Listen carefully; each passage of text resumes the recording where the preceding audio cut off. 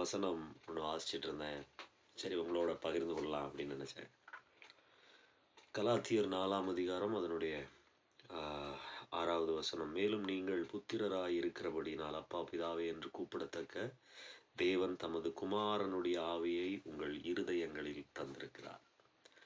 ஆமென். நம்ம நிறைய நேரங்களில் பயந்து கொண்டிருக்கிறோம்.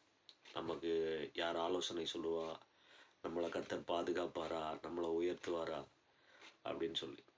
இங்கே அப்போஸ்தலனாகிய பவுல் நமக்கு ஒரு வார்த்தை இப்படி எழுதுறாரு. பிதாவினுடைய ஆவியை நம்முடைய உள்ளத்தில் தந்திருக்கிறார். ரோமர் 8:15 திரும்பவும் பயப்படுகிறதற்கு நீங்கள் அடிமைத்தனத்தின் ஆவியை பெறாமல் அப்பா பிதாவே என்று கூப்பிடுகிற புத்திர சுவிகாரத்தின் ஆவியை தந்திருக்கிறார். அதனால தைரியமா இருங்க. நீங்க தேவனுடைய பிள்ளை. உங்களால சாதிக்க முடியும், ஜெயிக்க முடியும். நான் உங்களுக்காக ஜெபம் பண்ணிக்கிறேன். God bless you.